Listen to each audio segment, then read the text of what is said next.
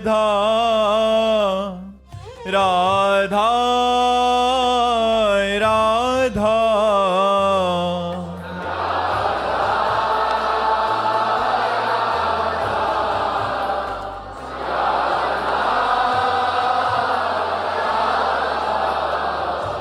राधा राधा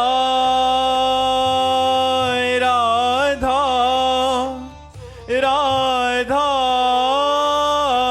राधा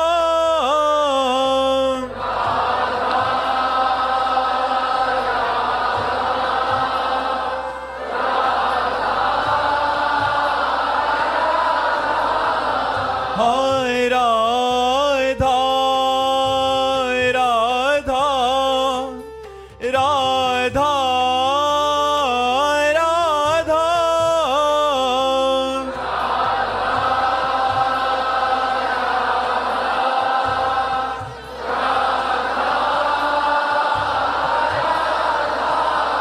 हाय राधा राधा राधा राधा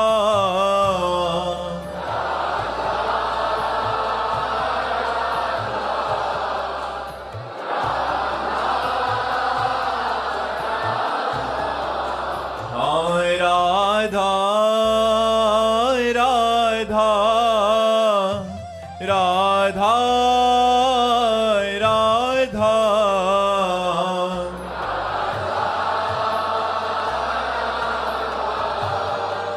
राधा राधा राधा श्री राधा वल्लभ लाल की समस्त संत हरि भक्तन की श्री वृंदावन धाम की सतगुरुदेव भगवान की।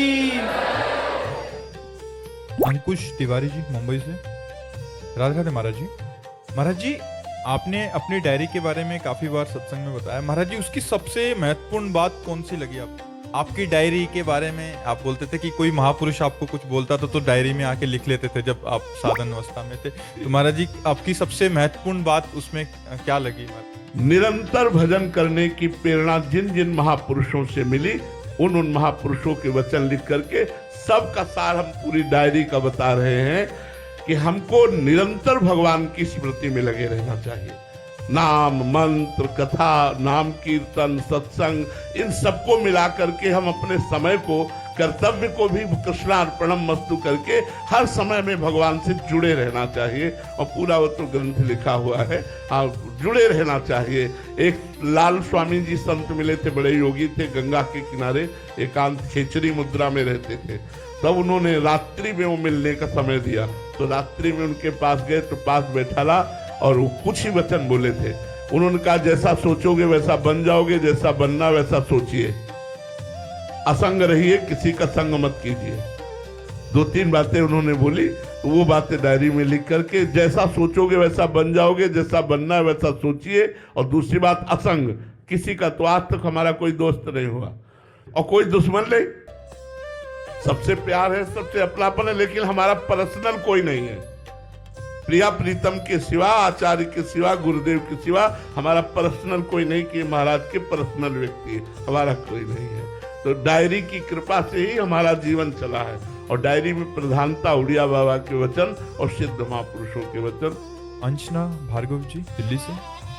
राधे राधे महाराज जी। महाराज जी, क्या आत्मज्ञान पाने के बाद व्यक्ति का मैं पूरी तरह समाप्त हो जाता है या सूक्ष्म रूप में रहता है? देखो, दो मैं है,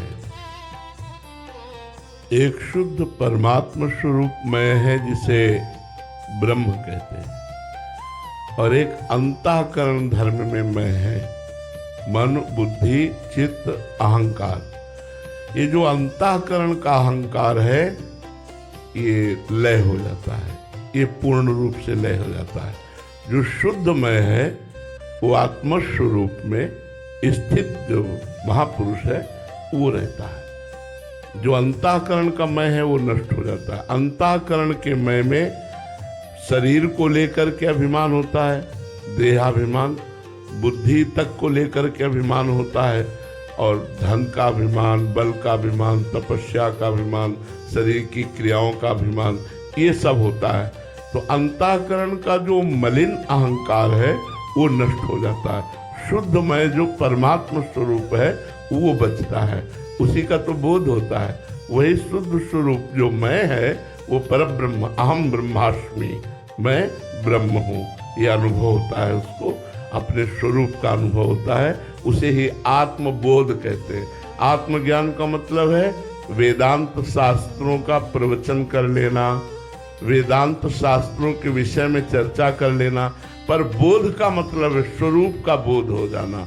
जिसे बोध हो गया वो चलते फिरते, उठते बैठते, खाते पीते, कुछ न करते हुए भी हर समय समाधि में रहता है। क्योंकि जो कर्ता भाव अहंकार था, अहंकार विमूढ़ आत्मा कर्ता हमिति मन्यते, जो कर्ता भाव था, भोक्ता भाव था, वो ज्ञान के द्वारा लय हो गया।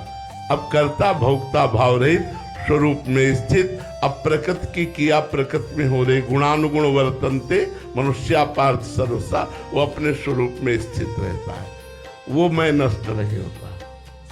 गौरव चौहान जी, मध्य प्रदेश से। महाराज जी, उमा राम सुभाय जाना, ताही भजन तजी भावन आना, ये संवाद जासु उर आवे, रघुपति चरण भगति सोई पावे। महाराज जी, इस चौपाई का वास्तविक अर्थ कैसे समझे और इसको जीवन में कैसे उतारें?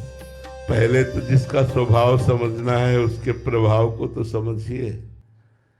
प्रभाव को समझोगे तब स्वभाव समझ में आएगा। इतना बड़ा महामहिम प्रभु भक्त के चरण दापता है, भक्त की घोड़े की बागडोर पकड़ करके सारथी के पद पर बैठा हुआ है, अपने भक्त की सेवकाई करता है। इतना बड़ा महामहिम प्रभु, तो जो भगवान की लीला कथा सुनकर, भगवान का नाम जप करके और भगवान के प्रभाव को जान गए, फिर उनके स्वभाव को जब देखा तो फिर उमा राम स्वभाव जी जाना, ताई भजन तज भाव नाना। इतने महामहिम प्रभु और मैं इतना नीच और इतना कृपा, इतनी कृपा, लुट जाता है भक्त, लुट जाता है। एक बार स्वामी श्री अखंडानंद जी ने पूज्य भाई जी महाराज से पूछा कि आपकी प्रिय बात कोई हो तो बताओ। तो भाई जी ने यही चौपाई कही थी, आंसू बहाते हुए। अश्रु प्रवाह होने लगा और कहने लगे, उमा राम स्वभाव जी जाना, ताई भजन तज भाव नाना। भगवान के स्वभाव को जान गए। अस स्वभाव को सुने न देखो, ऐसा न कहीं स्वभाव देखने में आया न सुनने में आया।